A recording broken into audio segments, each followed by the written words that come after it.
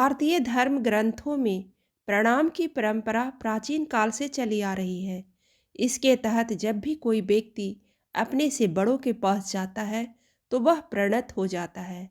प्रणाम का सीधा संबंध प्रणत से है, जिसका अर्थ होता है विनीत होना, नम्र होना और किसी के सामने शीश झुकाना। चूंकि व्यक्ति की कामनाएं अनंत होती हैं, इसलिए यह उस व्यक्ति पर निर्भर करता है कि वह अपने से बड़ों के पास कैसी कामना लेकर गया है। प्रणत व्यक्ति अपने दोनों हाथ जोड़कर और अपनी छाती से लगाकर बड़ों को प्रणाम करता है और कहा जाता है कि प्रणाम करते समय दोनों हाथ की अंजलि छाती से सटी हुई होनी चाहिए। भारतीय परंपरा में इसी प्रकार प्रणाम करने की परंपरा रही है। इसके अलावा प्राचीन काल में गुरुकुलों में दंडवत प्रणाम की भी विधान रहा है, जिसका अर्थ है बड़ों के चरणों पर साष्टांग लेट जाना। उस काल में दंडवत प्रणाम का उद्देश्य था गुरु के चरणों के अंगूठों से प्रवाहित हो रही ऊर्जा को अपने मस्तक पर धारण करना। ऐसा माना जाता है कि इस ऊर्जा के प्रभाव से शिष्य के जीवन में परिवर्तन होने लगता था। हालांकि भारतीय धर्म दर्शन में गुरु द्वारा हाथ उठाकर आशीर्वाद देने का भी विधान है। शास्त्रों के अनुसार इस मुद्रा का भी वही प्रभाव होता है। दरअसल जब गुरु हाथ उठाकर आशीर्वाद देते हैं, तब उसके हाथ की उंगलियों से निकला ऊर्जा का प्रवाह शिष्य के मस्तिष्क में प्रवेश कर जाता है, जिससे उसके जीवन में परिवर्तन होने लगता है। आज के परिवेश में प्रणाम की जो परंपरा है वह हास्यास्पद है। दोनों तरफ से नकली अभिव्यक्ति होती रहती है। परिणाम यह होता है कि प्रणाम करने वाला आज जिस प्रकार प्रणाम करता है वह नाटक जैसा लगता है। प्रणाम हृदय से निकलने वाली कामनाएं हैं। किसी भक्त की आंखों को देखकर ही बताया जा सकता है कि प्रणाम असली है या नकली। प्रणाम हृदय से किया जाता है और जब उस प्रणाम को आशीर्वाद मिलता है तो उसका प्रत्यक्ष फल भी मिलता है, लेकिन शर्त यह है कि प्रणाम कितनी सच्चाई से किया गया है। प्रणाम बड़ों के समक्ष आत्मनिवेदन है और आत्मनिवेदन कभी भी नकली नहीं होगा।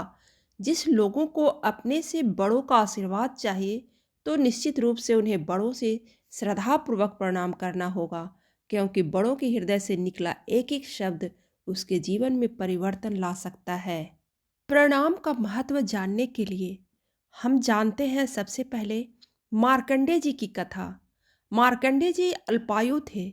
उनके पिता ने शीघ्र ही मार्कंडेय जी का जनेऊ संस्कार कराकर उन्हें प्रणाम की दीक्षा दी और समझाया कि जो भी व्यक्ति तुम्हारे सामने आए उसे प्रणाम करना। यह मार्कंडेय जी का नित्य का नियम था। जो भी व्यक्ति उनके सामने आता वह उसे प्रणाम किया करते थे। एक बार सप्त ऋषि मार्कंडेय जी के सामने आए और मार्कंडेय जी ने उन्हें चरण स्पर्श किया। तब सप्त ऋषियों ने उन्हें दीर्घायु होने का आशीर्वाद प्रदान किया। किंतु जब उन्हें यह पता चला कि मार्कंडेय जी तो अल्पायु हैं, तब वे मार्कंडेय जी को लेकर ब्रह्मा जी के पास गए। ब्रह्मा जी के पास जाकर मार्कंडेय जी ने उन्हें चरण स्पर्श किया। तब ब्रह्मा जी ने उन्हें दीर्घायु होने का वरदान दिया। तब सप्तऋषियों ने ब्रह्मा जी से कहा कि यह बालक तो अल्पायु है, अतः हमारा वरदान झूठा साबित होगा।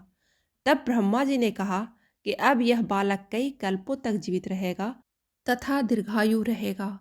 जब यमराज मार्कंडेय जी के प्राण लेने आए तब शिव जी ने उन्हें भगा दिया था। अतः चरण स्पर्श आयुवर्धक है। प्रतिदिन में एक बार सरस्वती जिह्वा पर विराजमान होती है। बड़ों के आशीर्वाद इसी से फलित होते हैं। अब प्रश्न उठता है कि प्रणाम किसे करना चाहिए। प्रणाम हमेशा उन्हीं को करना चाहिए जिनके आचरण अच्छे हों। समान आयु वालों से, अपनों से, बड़ों से, परमात्मा, देवता व मनुष्य के चार गुरु हैं, उन्हें प्रणाम करें। एक हाथ से किया गया प्रणाम व एक हाथ से ली गई आरती पूर्वकृत पुण्यों को नाश करते हैं। भगवान को अपने वाम अंग में रखकर प्रणाम करना चाहिए। अब जानते हैं कि प्रणाम कैसे करना चाहिए। प्रणाम करते समय दोनों हाथ को जोड़ते समय उंगलियां ढीली रखें। उंगलियों के बीच में अंतर न रखें। हाथों की उंगलियों को अंगूठे से दूर रखें। हथेलियों को एक दूसरे से न सटाएं। उनके बीच में रिक्त स्थान छोड़ें। मंदिर में प्रणाम करते समय दोनों हथेलियों को छाती के समक्ष एक दूसरे को जोड़कर पीठ को आगे की ओर झुकाएं। सिर झुकाकर भौहों के मध्य दोनों हाथों के अंगूठे से छुएं। मन को देवता के चरणों में एकाग्र करने का प्रयास करें। फिर हाथ सीधे नीचे लाकर नम्रतापूर्वक छाती के मध्य भाग को कलाइयों से स्पर्श कर हाथ नीचे लाना चाहिए। प्रणाम प्रक्रिया के द्वारा हम अपने जीवन में गुरुजनों और बड़ों का आशीर्वाद लेकर अपने लक्ष्य को प्राप्त कर सकते हैं। अतः बच्चों को इस विलुप्त होती हुई संस्कृति को सिखाएं व इसे जीवंत करने का प्रयास करें।